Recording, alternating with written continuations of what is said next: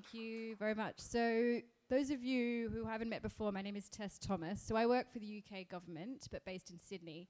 And our team essentially supports founders like you to expand to the UK. So we connect you in with key networks to help you grow, understand the market, the competitor landscape, the regulatory environment, business bank account, everything you basically need to set up your business in the UK. So if you're interested in expanding, come and have a chat to me. I've got Vanushka, my colleague, here at the back of the room as well, putting her hand up. But you're actually here to hear from two experts in AI. So I'll introduce Andrew Corbet-Jones, who also works for the UK government. But isn't an expert in AI. Thanks, Tess. Good to see you all here. Hello, Brisbane. Good to have you there as well. I'm actually going to ask our panellists to come up and have a seat while I rabbit on for a couple of minutes. So like Tess, I'm also based in Sydney. I'm an entrepreneur. The UK government uses me part-time to help entrepreneurs who want to open up in the UK. So I'm another resource that you can rely on. Now, the two experts we have, because there's not three here, it's just two. Mariarosaria, here on my right, she is the Deputy Director of the Digital Ethics Lab, which is the Oxford Internet Institute. Is that correct? That's a mouthful. Welcome. And Roger. Roger, you're the Chair of the Centre for Data Ethics and Innovation. We'll find out what these things are in a second, but welcome. Thank you. You've both been in Australia for 1 week. You've been non-stop talking to people about AI and ethics. I've heard you on several radio programs. You were at breakfast this morning. I think we're your last or second last of this trip, so thank you very much for making time to come and see the startup world here in Sydney. Really appreciate it. Roger, you were a finance journalist originally, well, in the 90s. Yes. And then in 2000, you started your own startup, yeah? So 2000 was actually when I went to the UK and got involved in startups. So tell me, what was it like for you in London in 2000? Well, I mean, of course, having spent the last 5-6 years as a financial journalist working for the Financial Times out in California, looking at technology, I had a really deep insight into the mechanics of the market and how it was all operating. So I decided to launch a business just 2 months before the market crashed. That was a very smart move. It was very exciting. I mean, I went out to California in 98, 99. It was an insane time. I remember going to this meeting in what was it, Laguna Honda, wherever it is. They had the guys from Kleiner Perkins there, and everyone being very skeptical because I think they had just invested $35 million in a startup called Google. And everyone's going, it's a search engine? Seriously, $35 million? And they went, trust us, this is going to work. They were right. And then you had a standing ovation for the two guys who had set up iVillage, which had risen 900% on its first day, and it still is, I think, the largest ever first day rise of an IPO. And they were seen as being, there's the future. And of course, iVillage, where is it now? So predicting these things is really hard. We set up a business back in London. Someone offered us a lot of money. The market crashed. Suddenly the offer was withdrawn. Very tough way to start a business, but we learned a lot very quickly. It was a data startup as well, right? So you were a data startup. A data startup. Yep. I mean, focused very much on public services, trying to improve public information about public services using data, working with academics. At that time, machine learning and AI wasn't really a thing. When it became a thing, we looked at it. We did a lot of work with health records to understand patterns of outcomes and what was driving differences in outcomes. Most of that was done with an academic statistical unit. We looked at machine learning, and there's a lot of overhyping machine learning. People, I think, are doing a lot of using it when, frankly, it doesn't really add a lot. And we tried it, and frankly, at the end of the day, it just wasn't worth it. Just the models were not significantly better. The loss of explainability and clarity as to what you're doing just wasn't worth it. So has anyone heard of the startup, Dr. Foster? It's now owned by Telstra. How's that? Mariarosaria, you've got a very distinguished academic career in ethics, particularly digital ethics, if we can call it that. what led you into that? What were you doing that you thought, hey, this is a field I'd like to get into before anyone else kind of figures it out? Yeah, well, I wanted to be a philosopher. That's the real reasons. And the real reason, philosophers understand their world and they try to change it. And I was lucky enough to be born when the world was about to change. So I started logic, which is the abstract mathematics, basically, or computing.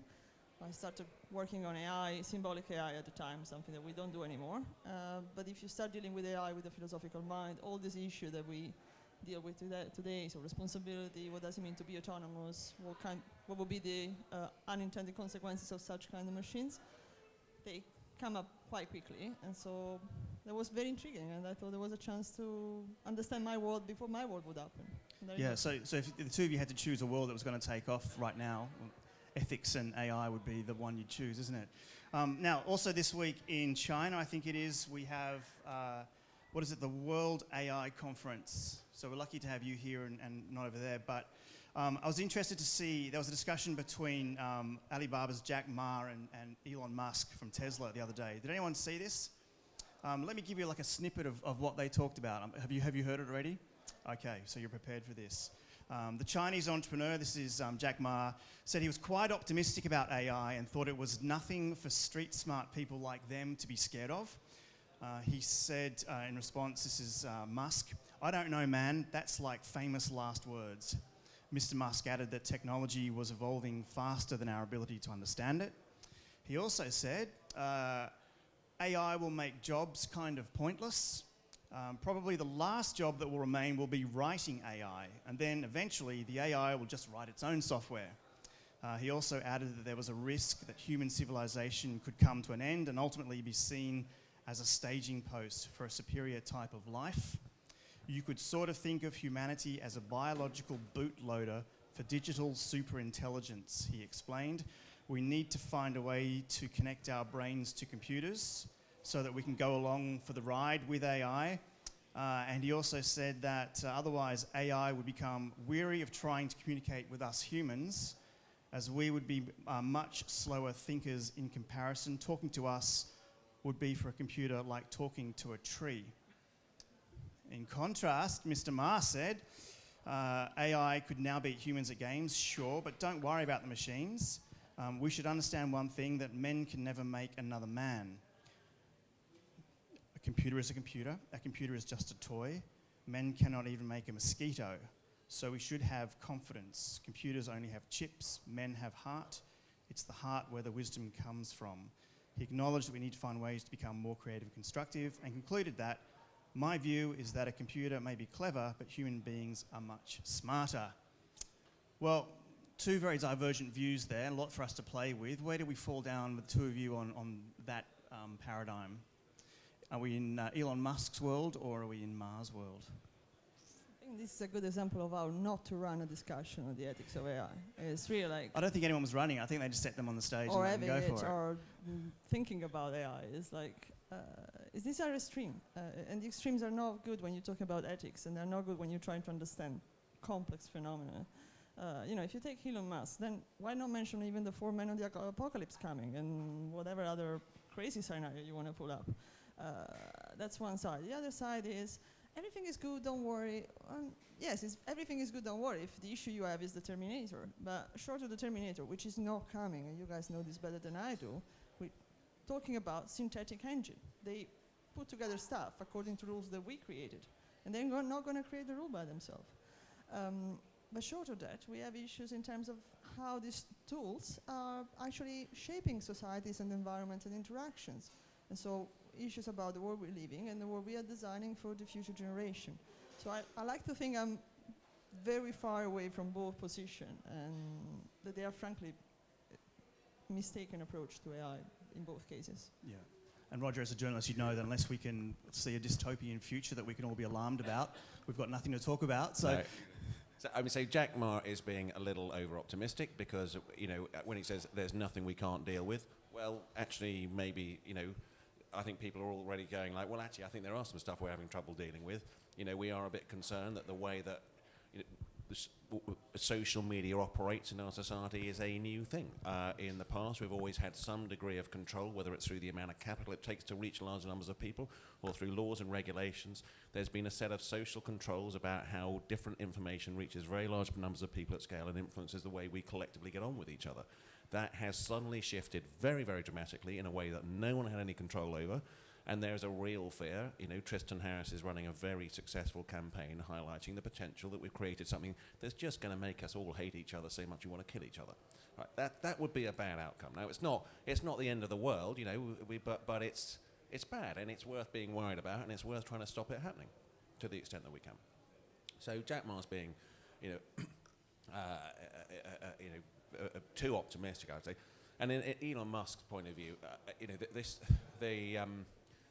we don't need to worry about that. We have some serious problems we need to get to grips with right now, and whether or not computers are going to get bored talking to us is that's not top of our list. He has of a startup problems. in that area, so he's conflicted, I'd say. I think I'm kind of on that. I have to say I'm just philosophically end up with Rosario on this, and I think the way that Jan M. Banks has described a world in which there are effectively super intelligent AI-driven brains in computers, but they relate to organic beings, and organic beings prefer to relate to other organic beings. I think the jobs thing is nonsense, because if we do nothing else, we can just simply amuse each other and pay each other for making videos of ourselves doing stupid dances. I mean, that will be that could be how we work. Lots of society, lots of how we generate value for each other is by entertaining each other. Yeah, so there's literally an infinite number of things we can do that only humans can do that we would pay each other to do. So even if all our material needs are met in some, super deluxe AI-informed communism, we will all still have jobs. I'm pretty confident on that. So because we want jobs. We like jobs. We like having stuff to do. So if we dial down the dystopia a little bit, there are things, though, we need to be cautious about in the AI future.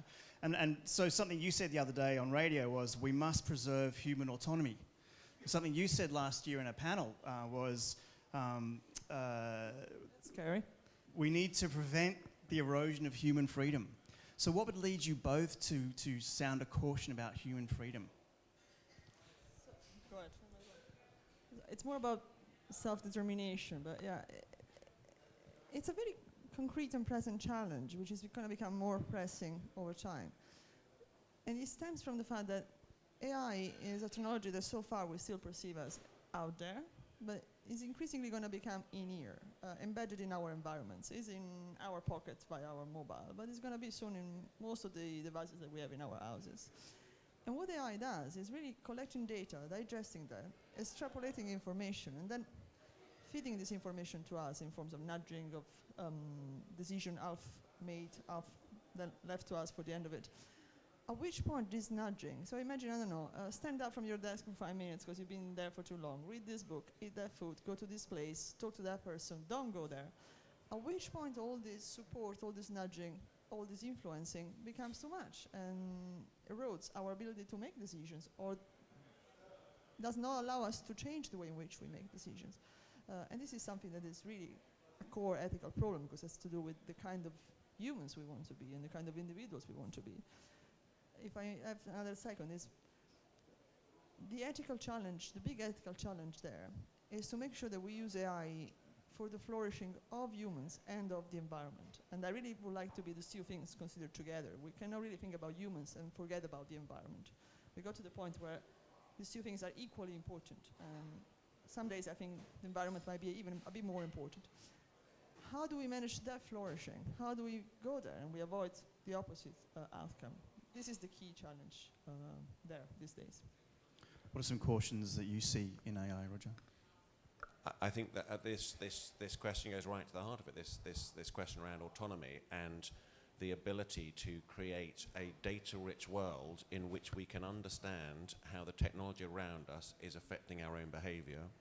And the key question is, well, who has access to that information, and who gets to control which switches are turned on where that influence the way we behave, and how much are we in control of it ourselves, and how much are other people in control of it? And getting that balance right is going to be pretty crucial. But I think people are very aware of this, and so there are issues where a degree of regulation and may be necessary, particularly in order to create spaces, competitive spaces, where systems to give people greater autonomy can be created, greater control. And by that, I mean, a lot of people want to be able to manage the nudges that affect their own life. So whether it's about diet, whether it's about your health, you know, you might want to be nudged to behave in a certain way, but you want to make the choices about how you're being nudged, not somebody else.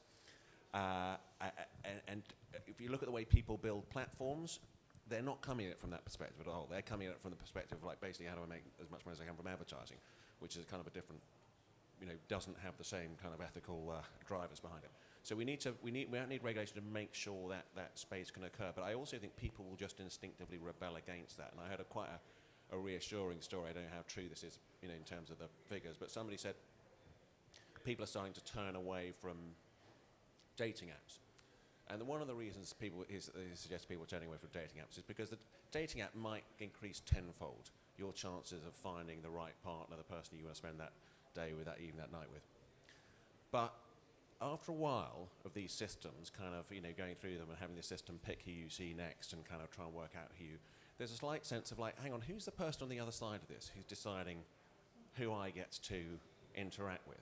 And people sort of like wanting to go back to just walking into a bar, yeah, and you might have a much lower chance of finding the right person, but at least you know it's just random chance. There's nobody on the other side of that trying to work out who's the person to put in front of you that you're most likely to get on with. So it just increases the randomness, the diversity of your experience, and that in itself gives you greater autonomy over your own future. So let's turn away from cautions about AI. But in your work, what are some of the remarkable, the good uses of AI that you've seen that make you think, fantastic, more of that? I mean, just the almost limitless set of things. I mean, just obviously running energy grids more efficiently in order to save the planet, agriculture being made more effective in order to feed people, healthcare being better so that people live longer or healthier lives. The possibilities in education are huge and massively underexploited. Transport. I mean, we could just keep going on. I mean, I think access to justice is another one where, you know, there's been some really interesting use of AI to be able to understand documentation and judgments very quickly. But, I mean, huge. Yeah, it's very huge. We just launched in Oxford a research initiative, which is a big research program for understand the use of AI for supporting the achievement of the UN SDGs, the Sustainable Development Goals. And that has given me, while preparing this project and before launching it, quite an insight on the widespread of things that AI is good at and can be used for socially good purposes, from, you know, identifying people who are suffering from hunger to people who have issues in accessing education or healthcare, to supporting farmers in developing areas of the world, or even to identify fire hazards before they become an increasingly more serious problem. So there is a breadth of application and a goodwill there, which just needs to be channeled and supported in the proper way. And this is an issue. At this moment, it's still very much of a potential. We're not talking about it's a phenomenon that happens ad hoc, but it's not structured, it's not supported.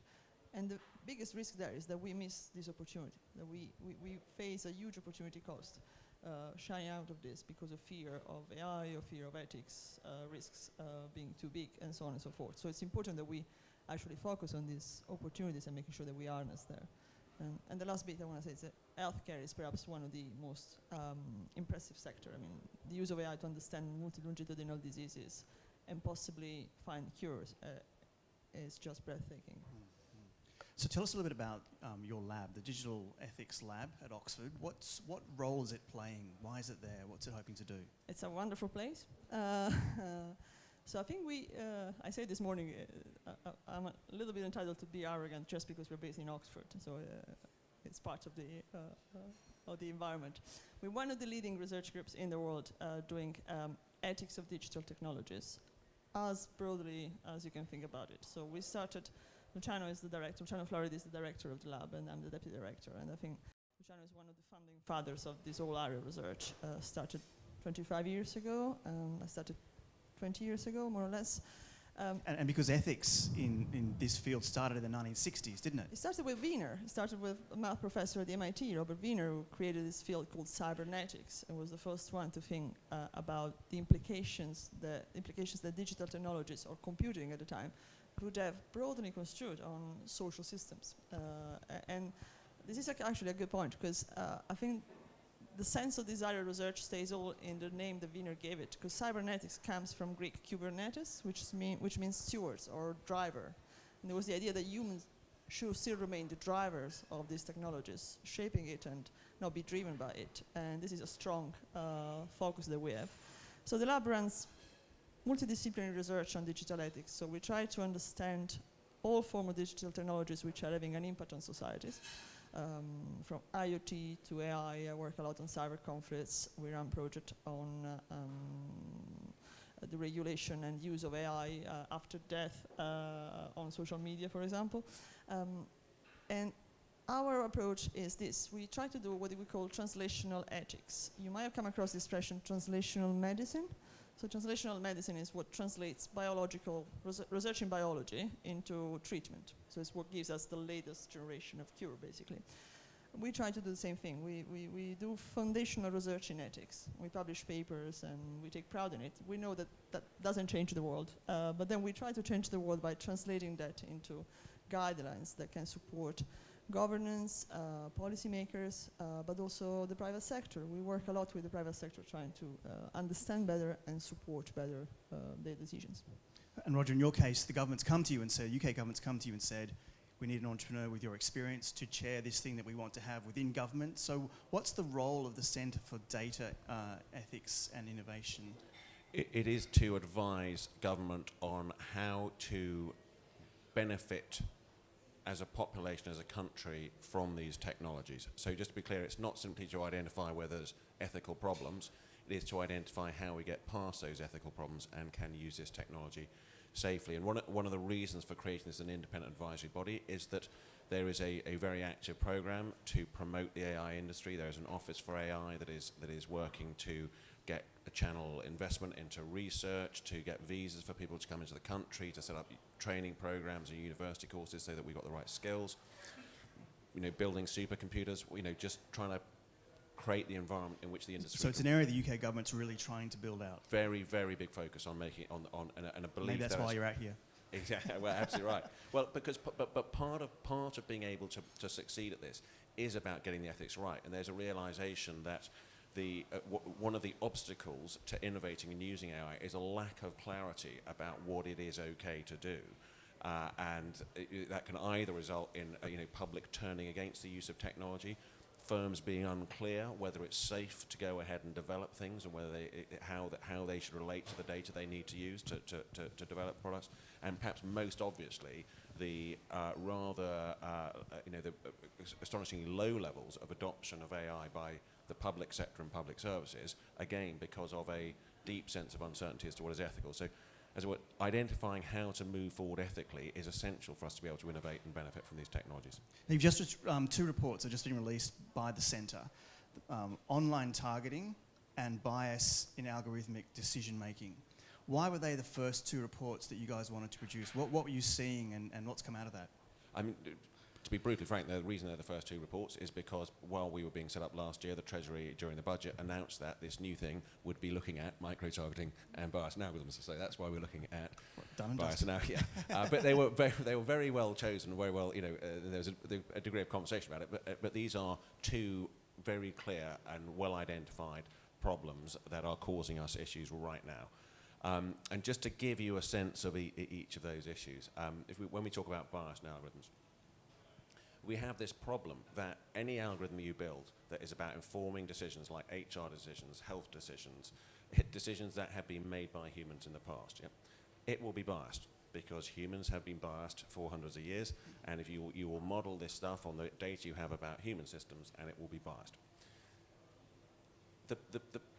The answer to that problem is then not say, oh, well, this is a disaster, let's throw it away and carry on, because all it's telling you is we're being biased. So sort of saying let's not use the AI isn't really a very good answer. Do you have an example of where that bias has come out unexpectedly? Yeah, well, I mean, perhaps one of the most well-known examples was Amazon, attempt to build an HR AI, and AI is being increasingly used in the HR industry to sort of screen through CVs or to look at, recorded interviews and decide whether people should go forward. And they couldn't stop it being sexist. It just kept on coming out and sort of, saying, disproportionately recommending men. But all that tells you is that the data they're building off, which is, Amazon's record of recruiting people, that they have had a bias in their recruitment. And when you have bias that's distributed across hundreds and hundreds of people making individual recruitment decisions, the way you have to deal with that is by sort of setting targets, urging people to think more kind of, openly, trying to have rules about, shortlists, or you can do a bunch of techniques. But when you have an algorithm, you have a completely different approach to it, because you can interrogate the algorithm in a completely different way to understand what are the factors that are associated with the differential rates of recommendation according to different groups. And you can actively choose to play with this, to engage in bias mitigation process. And it seems to me that we are ethically obliged to engage in that process and to use these technologies to try and inform our decision making, as it were, and to kind of sort of help us. We're all sitting there looking at the outcomes of these processes and going, that's a bit rubbish, that can't possibly be fair. We need the needle to move. We need more women on boards. We need equal pay. We need greater diversity in workforces in technology. We all want these things to happen. AI is a mechanism by which we can help to achieve that, and we are ethically obliged, as it were, to think about how we can use it to try and achieve that end. And is there any particular reason Treasury added innovation to the title of the centre? For very specifically for this reason, because what we didn't want was a sort of an ethics committee, and I don't know if you've ever dealt with medical ethics committees, but they are fundamentally set up to say no, and they are very good at saying no, and they'll do so repeatedly until people are ripping their hair out, and so they are very strict guardians of ethics, and what we're looking for in this situation is somebody who is a guardian of ethical standards, but whose obligation is not simply to say no, whose obligation is to sit there and go like, okay, that clearly would be a good thing to do, but we've got an ethical problem. How do we get past that? How do we find a way of governing this technology, of using this technology that allows us to have the good stuff but addresses the ethical concerns? Mariarosaria, it seems that we're a little bit behind where the UK is in looking at this field. In May, the Australian government released a discussion paper called AI, Australia's Ethics Framework. How is it that a government, any government, might be able to ensure that artificial intelligence is used ethically? How do you actually do that? Big question, I know. I think this is something that has come up quite often in the past few days, and I think I have two answers to that. One thing is that we should move away from the idea that you get AI right at the beginning and then you forget about it because it's going to be right for the rest of his life. It's not going to be like this. So we need to start thinking about moving control from being a step to being a process, and looking and considering and reassessing this technology all over time. To make sure that there are redressing mechanisms in place, auditing processes in place, through deployment, not just while developing. So this is one side of it. And the other side is that we come across more and more about places that they come up with their own ethical principles for the governance of AI. And apparently everybody now has this urgency. At some point, Starbucks will have ethical principles about AI. It's a little bit over the top. It's not necessary anymore. I mean, we've had this discussion, and there's been quite a few documents in the past years coming up. We understood what the foundations of these principles should be. Mostly they rely on bioethics principles. And we came up with the OECD. We have the OECD principles, which were announced, I think it was last May. 5 principles, super sharp. They provide the directions of development. And I think the one key effort, coming to your question, is for government to try to align their policies as far as the local culture, the local values allow, towards those principles which are being actually accepted and embraced across the world. So the OECD principles are being subscribed by 43 countries at this point. So I think one of the risks we have is that everybody has his own pocket of principles or his own approach to this. And that would not do any good, because one thing this technology has taught us is that boundaries become less and less relevant. So there has to be some level of harmonization. I don't think we need a global approach to this, but there has to be a level of convergence for this to work properly. Our concern with AI platforms surely also, though, is those that don't want to play by the rules, don't want to play by the guidelines. In fact, you've written about how AI is being used for national cyber defence, but also you've talked about the risk of a cyber arms race. Now, this isn't necessarily state to state. This could be state to any sort of bad actor, couldn't it? Yes and no. It could be state against any actors, and it can be any actors against a state. But it's less more so as technology evolves and cost of technology increase and skills required increase. What we see actually is what worries me in this space is that states, especially big states, powerful actors, are acquiring top level technology, and are using it in an aggressive way in a space which has been left under-regulated purposely for the past 10, 12 years. And so what we see now is automated defense and automated, well, in some places in the world we call active cyber defense, which means attacking back. Once you automate this both sides, and it's hard to have a human on the loop understanding what's happening in real time, and there are no rules, well, the risk of an escalation is quite proper. So that article that you're mentioning, it really is a way of urging policymakers to seek a space and to concretely act to find and define regulations for state behavior. Do we end up with AI policing AI, or is that going down the rabbit hole? I think that when it comes to AI, humans are the problem and the solution. And this is partly in response to Elon Musk as well. It won't do any help having AI policing AI. We already have AI ensuring cybersecurity of AI system, and that improves some side and opens up to new problems. I think this is something that Roger was saying before, which is about having a sense of the context and how the implications, how this phenomenon end up affecting the environment, and how we want to address it. But I won't stall his line. So. No, I mean, I do think there is a very big investment opportunity in thinking about not it's reg tech is sort of the phrase, but not just regulation tech, but as it were, comprehension tech, the ability to use technology to understand how complex systems are operating. When from an external perspective, as it were, to the technology itself, because in order for this to have a proper balance of powers and accountability, it's about asymmetries of information, and you can't have a world in which, as it were, one side of a potential conflict of interest has all the data and all the insight, and the other side has no real understanding of intelligence of what's going on.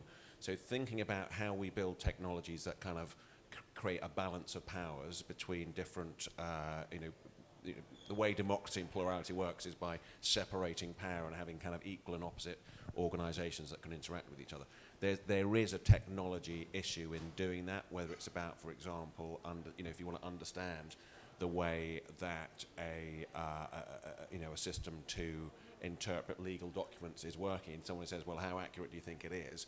A classic example is the spread of content, terrorist content over the internet, and the use of AI, as it were, to identify which videos look like they're probably being put out by Al-Qaeda.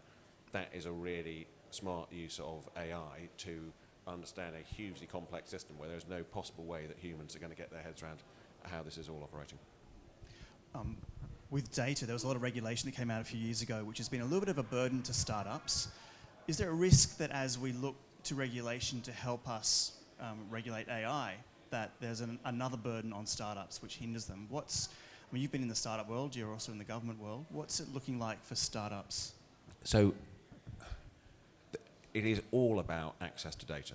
And if we do not enable appropriate access to data for the discovery of beneficial knowledge, we are going to do ourselves a huge amount of harm. And so we have to have a regulatory environment that enables that to happen.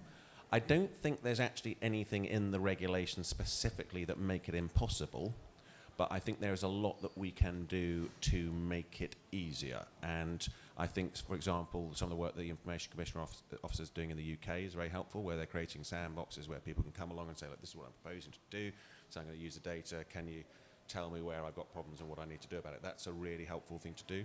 I think there's, particularly in the public sector, we need a lot of work around governance of public sector data assets in such a way as to enable people on the right terms and where we can clearly ensure that they are delivering a beneficial result, the ability to access data and deliver that result.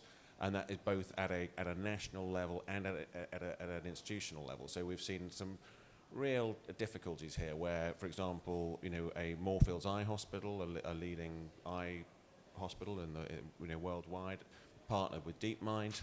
DeepMind did this really terrific piece of work in which the AI could read the eye scans and make a diagnosis and provide supplementary information in a way that doctors really liked. It was a beneficial, useful thing to do, but just the level of noise and argument around the relationship between the NHS and DeepMind, and particularly after, of course, DeepMind was then absorbed into Google, was a massive distraction from the work. I mean, and obviously put everybody, everyone else was thinking, oh crikey, hang on, this is dangerous territory. What do we do? And we need to clarify what is an acceptable relationship and what is not, because we want that kind of work to go ahead. That is hugely beneficial, and we can't have fear of uncertainty about the regulatory environment getting in the way of that. So question to you both, given the knowledge that you have of the UK, and given that the UK is building out its AI capability, where are the opportunities for entrepreneurs who want to go to the UK, who want to get involved in AI? What problems haven't been solved? What startup would you be starting up? So I suppose there's two things to think about. One, just coming at it from a sort of strategic point of view, which is that the question is, there is technologies that generate their own data and technologies that rely on accessing data. And any business model that relies on accessing data, the kind of headache is you're going to have to kind of do a whole bunch of work around accessing the data. It adds risks, it adds difficulties. That's part of trying to work out how to make that less problematic, get rid of the friction, and ensure the ethics is something we need to focus on. But in those spaces, there are huge potential. Healthcare stands out. I think criminal justice is another potentially very interesting area. So lots of opportunities there, and I do think that when you're working in those spaces, thinking really carefully about the ethics and making that case. I mean, this is the space Dr. Foster started in. We put a huge amount into that so that we worked with an academic unit. The data went to the academic unit. We created an independent ethics committee. It was a separate legal entity. People could independently complain to it. It had legal rights to stop us doing stuff. We did a lot of work to persuade the UK government that we were an organisation it could deal with in a controversial area, but it had a sound ethical basis for doing that. That is one space. The other space is where you're developing technology where you're generating your own data. And the areas where we're going to see more of that, I think, is particularly in education, just because actually it's particularly around fine, but some of it in healthcare as well with monitors and stuff.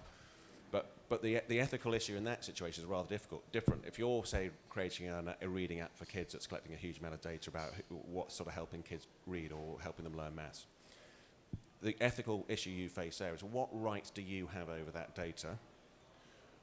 What rights do you need to give up over that data, both in terms of the individual's rights, but also in terms of ensuring that the public can assure themselves about the quality of that it's contestable, the claims you make about your system. To what extent can someone else come along and go, that's not true? And to what extent is it just publicly beneficial? Is it going to be a better product that a publicly funded education system is going to invest in if you're creating a data infrastructure that doesn't just power your tool, but actually adds to the sum of human knowledge and to the benefit of education in general? So those would be the issues to think through. But if you get good answers to those questions, I just think your business is going to fly over the next 15 and 20 years. And if you have bad answers to those questions that are driven by trying to hit some 3-year profit target, you're just not going to survive.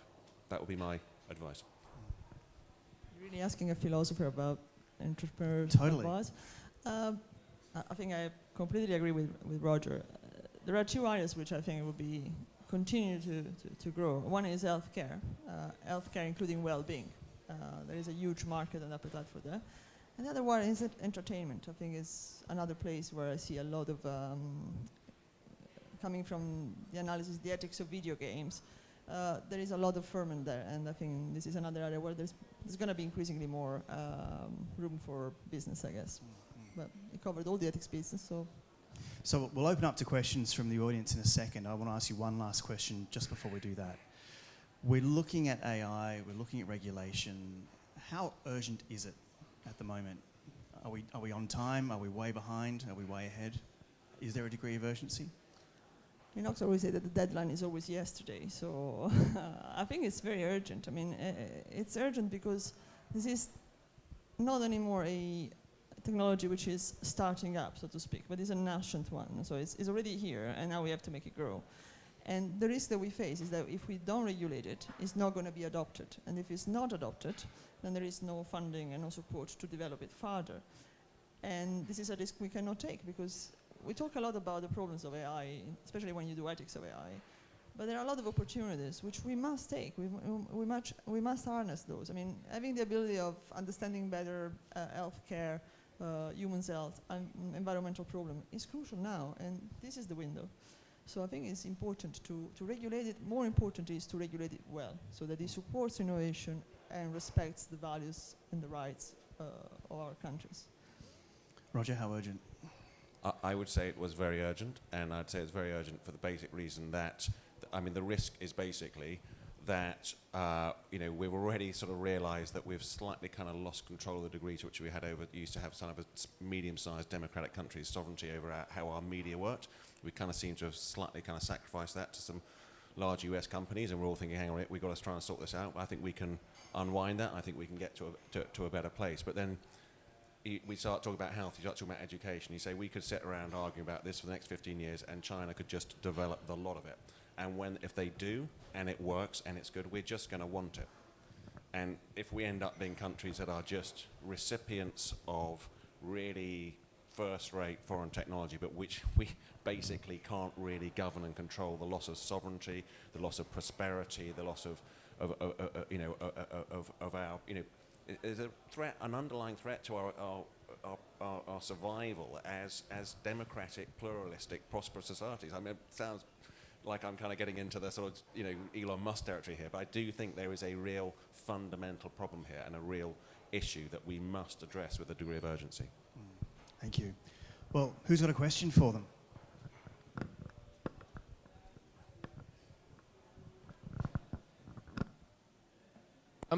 On the topic that you talked about with the HR and the artificial intelligence selecting resumes and the like, most organisations that have, both government and private, that have actually taken names off resumes have overwhelmingly skewed towards men than women. And they've had to actually reverse that because the way that women write resumes is their hypotheses, which hasn't been completely proven or not. So was the AI just replicating the intelligence that the human would have normally, or was it actually program bias? Because if it was program bias, it would have been easy to fix. You would have found that line which says, pick less women. What was the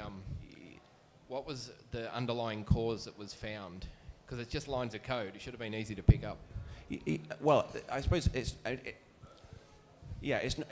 not lines of code. It's the issue is that essentially these things are taking a vast mass of data, building a very complex and sometimes dynamic model that is using hard to identify often information from. So we need, as well, this comes back to how do we understand how these things are operating? Yeah. And that comes down to the understanding the underlying structure of the data and the way it's being interpreted by the machines. But what I mean, I'm not sure I'd draw the distinction between you're saying with sort of a bias in the code or bias in the underlying data. I'm not sure I quite understand what that distinction is. The only thing I would say is that I think it is possible to identify what are the factors associated with the preference of, say, male CVs over female CVs, to take an active decision as to whether we think that these are reasonable and proportionate things, which is basically what the law says, and to try and identify, because effectively what we're saying is we do not believe it is the correct distribution of jobs. Yeah? We think women are being undervalued and we are failing to spot their talents and abilities when we put them through a normal human-driven system. And so we kind of got to use the data to understand why we keep making these idiotic decisions and try and say, well, that's because this is the stuff you're underweight and this is what you're not picking up, and use that to try and make better decisions. Does that make sense? Yeah, it does. It does. But I'm just saying that I don't think it's simple at all. Yeah, it's replicating what was happening. So it's not so much the bias of individuals or it's actually the bias on what they're trying to identify. So the keywords they're picking up off the resumes and the groups of are flawed because women potentially write resumes differently to the way men write it. And then in the Scandinavian countries where equality is the nirvana for everyone else, where anybody can get any job, females have typically gone back to what were female-dominated roles and males back to males, and they don't have a problem because they had the equality of opportunity. There was no derivation of equality of outcome, which is a big distinction. Just one follow-up question. I was in the US for the last 2 years, and one of the things we're a big data company. One of the things we found with companies was that we were discussing with some of the Silicon Valley companies was people of colour in America get treated differently in various different scenarios. And some of these AI programs, we were looking at, was the bias built into the program, or was the bias that was coming out an outcome of the different socio-demographic from which these people were selected? Obviously, there's outliers on both sides, but that was a really tough argument that people in Silicon Valley were grappling with. Will the artificial intelligence keep picking up the privileged versus the non-privileged? And in America, people of colour versus non-people of colour have that imbalance to start with.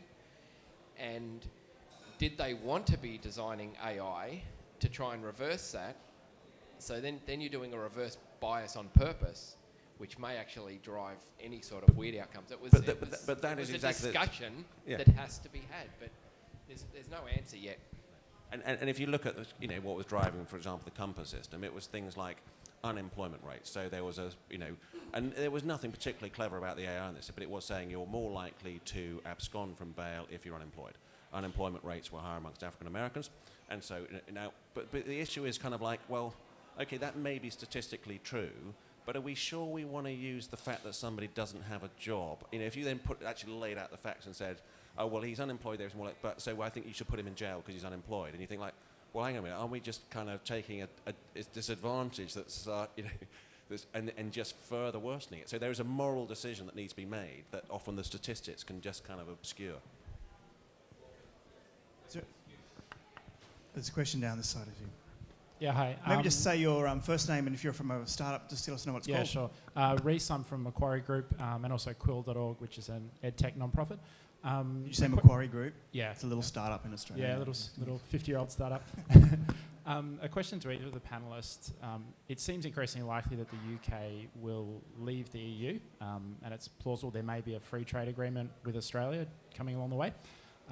For this audience, do you see particular opportunities in a new common market, like legal, given the commonality of laws, obviously fintech, given the sandbox, cybersecurity? We need to remember that Macquarie's on an acquisition hunt at the moment. The only point I'd make is I think there's a huge benefit to particularly countries like, if you're a reasonably prosperous, democratic